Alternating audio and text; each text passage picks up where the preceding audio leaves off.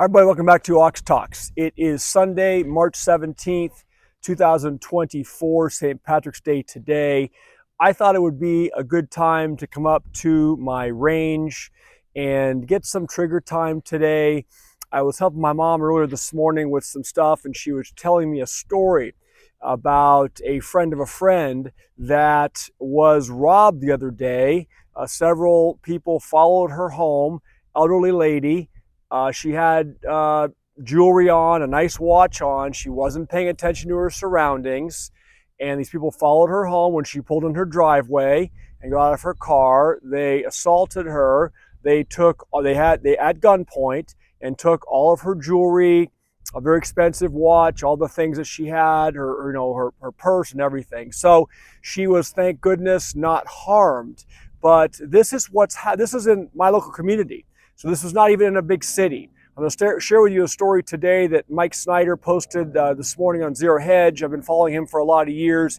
He's been, sounding the alarm on crime in this country since I think I've been watching him or following him since 2010 or 11. So this stuff is starting to happen now. We'll share Mike Snyder's story.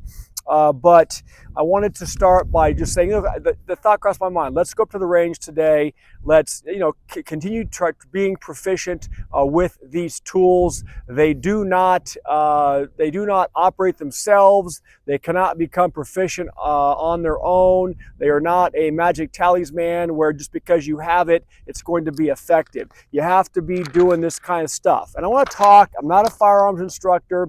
I've been training and shooting now for probably 15 years, something like that. However, the point is that I've learned a few things over the years from a lot of instruction, different people. I've had a couple special forces guys work with me, and at the end of the day, you have to understand, number one, if you're not practicing and you're not looking at this stuff as part of your security plan, you're making a mistake because you will not be able to acquire this stuff after something happens major, and you will not be able to become proficient with these tools as this stuff starts to unfold. You need time to acquire the stuff. You need time to have the right equipment, good equipment, and you need time to practice under good instruction. I'm just sharing with you a few things that I have found important for my training over the years. Number one, you will see behind me, not all of those shots, guys, are in a nice little, neat little hole. Are they all center mass? Yes. Are they all basically in the A zone, either head or body? Yes. I dropped a couple shots on the side, but some of those were when I was on the move, moving into the target. A lot of times if you're at a stationary range, and a lot of you train at stationary ranges indoors, I get it. You cannot necessarily, you can't move. A lot of them won't let you draw from a holster. You have to have your tool on the counter in front of you. I understand that. But if you have the opportunity wherever you're at, I know a lot of you are down south in other states where you have plenty of opportunity to be outside, outdoors shooting. Take the opportunity to be moving, standing in a stationary spot and trying to put all of your shots in one little tiny hole. Look at, in the event of a true emergency, when your adrenaline is firing and pumping, you're not going to be looking to do that. It's not even your goal, number one, and it's not realistic. So when you train realistically. I draw from concealment, and then I send these shots. You can't stand there meditating about it all day long and trying to, be perfect. You'll see I probably have maybe 100 shots there. None of them were really severely dropped. They're all basically straight. Some of them were at five yards. Some of them are at 7 yards. Some of them are, a little bit longer here and there. But you have to be proficient with these things. And you'll see another thing I do is I use more than one target. You have to be able to go back and forth. The reality is when something presents a threat to you, it's unlikely that it's going to be a single assailant or one person trying to do you harm. There could be many. So I think it makes a lot of sense to consider when you train having more than one target set up. When JB and I come up here, we'll set up 6, 7 targets, some steel, some paper, and we'll move around. I'm here alone today. And, obviously it's St. Patrick's Day. A lot of people are out hitting the bars and drinking green beer and such. But we have about 6 or 7 really nice outdoor bays here. And this one also, we can, use AR shotguns. But the point is that nobody else is up here. I'm the only guy literally on this range today. I suppose not surprising. People's focus is not probably where it needs to be. But I wanted to share the story about my mom's story that she shared with me this morning, which I thought was, it's reality, it's scary, but you have to have your head on a swivel. You've got to be in condition yellow all the time. This stuff is getting worse. And the story from Snyder talks about the crime in the big cities. We've been sharing that on this video, but it's not just going to be confined to the larger cities, folks. So let's see, what else did I want to share with you? I talked about moving. We hear the words "get off the X." Do not stand stationary. If you are standing stationary in a real fight where you have to use these tools, you're gonna get hit. So you've got to be prepared to move. Get off the X. Move left. Move right. And then, of course, be able to move front, back, laterally. These are all things you need to be incorporating if you can into your training. And be looking at your surroundings. I make a habit of when I'm finished to be checking around me and behind me, because you're all seeing these nightmare stories of ambushes and things like that where you think there's one or two people and they've got friends there. So all these things you need to take into account. I hope that it's helpful, but the point I want to get across is this is not perfect. It's not trying to put every shot into a perfect little hole, guys. Now, I'm not advocating for point shooting. Obviously, there's a time and place for that, depending on your circumstance. Do your own research on that. I believe in aim fire, absolutely for sure. But your circumstances will dictate that. You should also be practicing simply point shooting. You should be practicing with your offhand, with your single hand.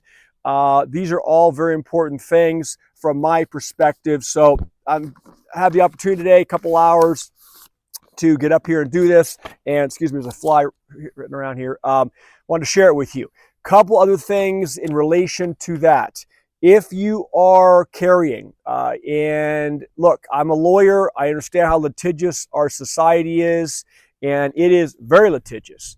And if you think for a second, if you are involved in a self-defense situation where you have to use your tool, if you think for a second, regardless of what happens with the criminal proceeding, there will be a civil proceeding. Whether let's say the assailant was in the right or the wrong, they or their family will bring a civil suit.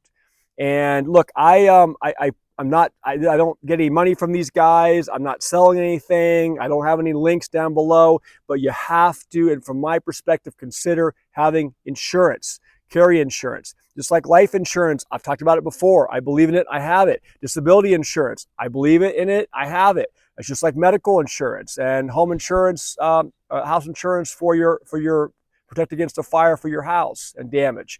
So I have a USCCA member, and I guess I probably just flashed my member number. Anyway, the point is this: I do carry that. I believe in it.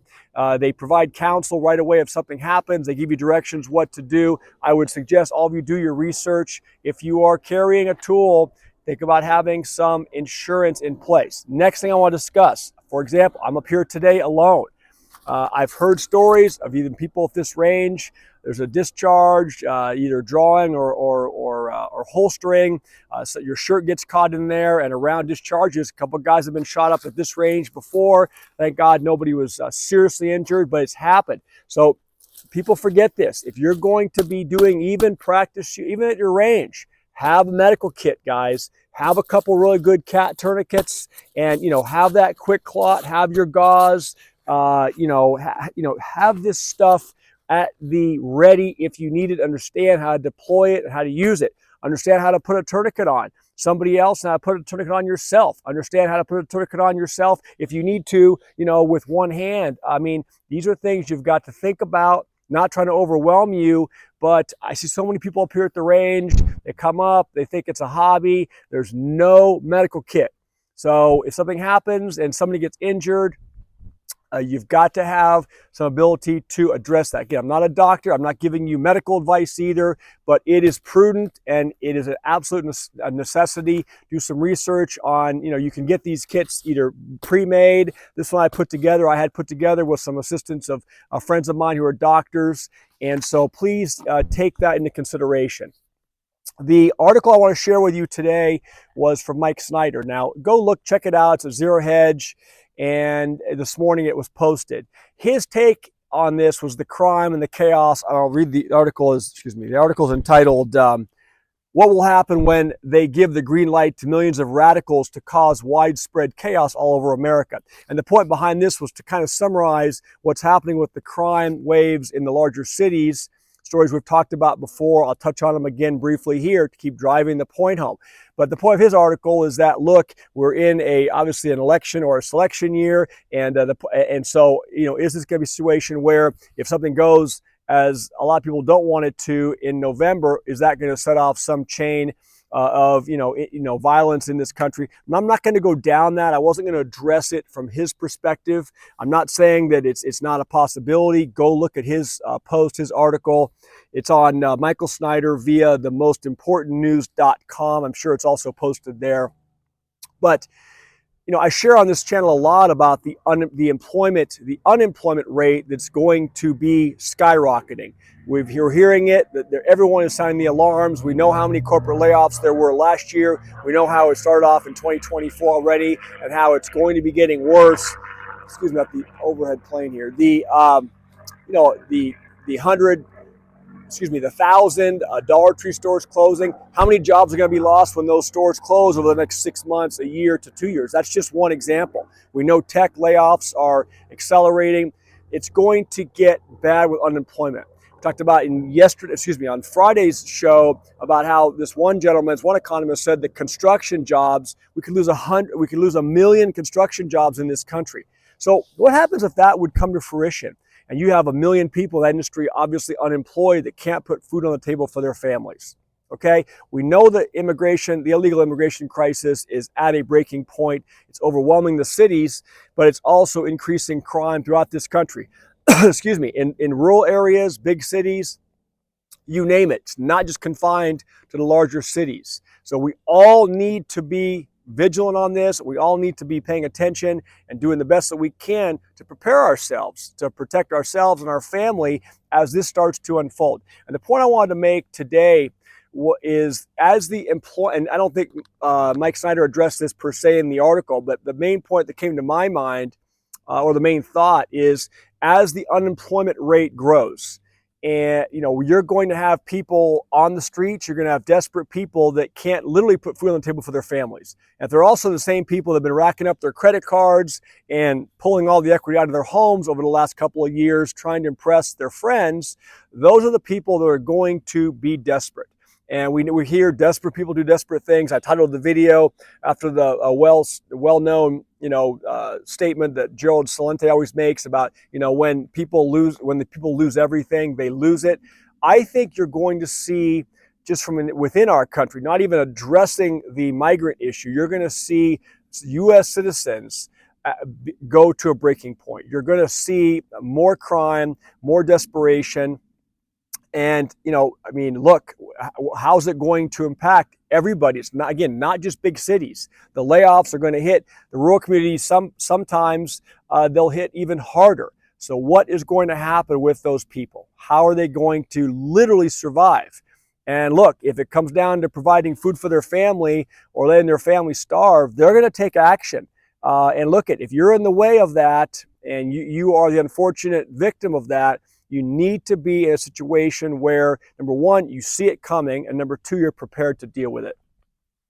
So let me address a couple things that Mike Snyder points out. He says, violence and crime are already completely out of control all over the United States.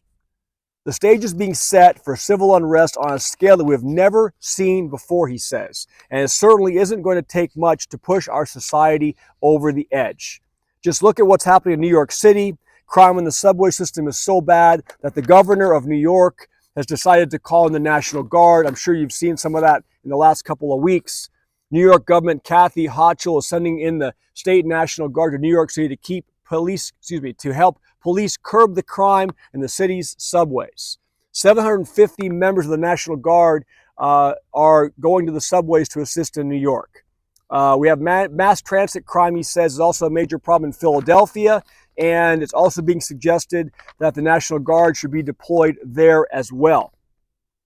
Unfortunately, it says police departments in major cities all over the country are now severely underfunded. We talked about that on a show the other day when we talked about the situation in Pittsburgh, where now you cannot even call 911. Police will not respond to a 911 call involving theft, harassment, criminal mischief, or burglary. So get ready if you're in Pittsburgh coming to a town near you. The departments are underfunded and understaffed. This is around 20 officers will be available for overnight shifts to cover the entire city of Pittsburgh, according to WPXI Channel 11 out of Pittsburgh. So, I mean, do the math. You have, I think, 300,000 people in that city. And sorry, it's getting warm out here. It rained yesterday, and it was cold and windy, and now it's about 80 degrees. Oakland crime is so bad that 4 out of 5 Taco Bell restaurants in the city have closed their dining rooms. Taco Bell restaurants in Oakland, California have been forced to suspend indoor dining indefinitely after being subjected to a series of robberies amid an unrelenting crime surge in the city, DailyMail.com has revealed. It says theft is absolutely rampant in American society. We know about the retail theft. These retail rings are getting very sophisticated, but we also have theft at every level. You've got people walking into the 7-Elevens and the convenience stores and just clearing off the shelves and walking out the door with full impunity. Like, nobody stops them, no one does anything. A lot of these do devolve into violent situations if someone gets involved. And again, the more desperate these people become, when they start getting maybe some resistance, it's going to get worse. Says our country has been totally transformed, he says. At this point, our youths are so lawless that even young girls are committing acts of extreme violence. I saw this the other day. I didn't cover it. It says the Missouri Attorney General is calling on the 15-year-old girl who beat another teen's head into concrete to be tried as an adult.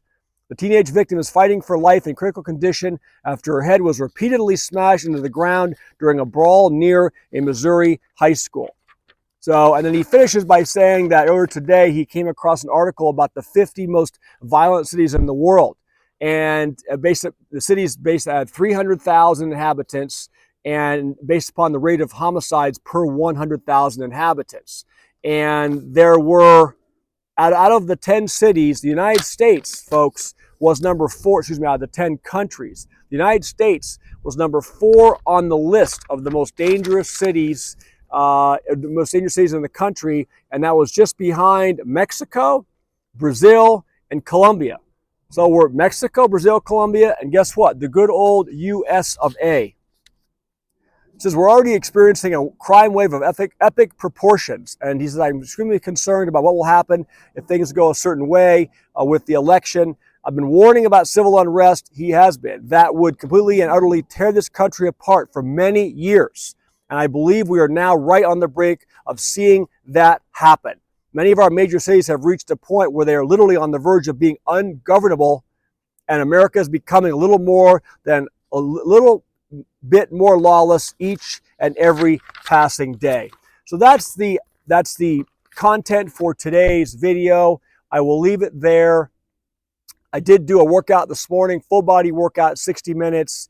I have a lot of steps going on today. I hope that all of you, especially on the weekends, if you have a little more time, take the time to go walking, do some cardio, get your steps in, hit the gym if you can, or if you don't have, if that's not an option for you, it's no big deal. You don't need to have a fancy gym membership. You can do push-ups and sit-ups, in any room in your house. You can do body weight squats. You can grab a couple of, cans of goods or whatever and use them and do some bicep curls. Figure it out. Just do it and don't make excuses. With that being said, I hope all of you enjoy the rest of your weekend and if you had a productive weekend, spend some time with family. I'll see all of you tomorrow. Bye.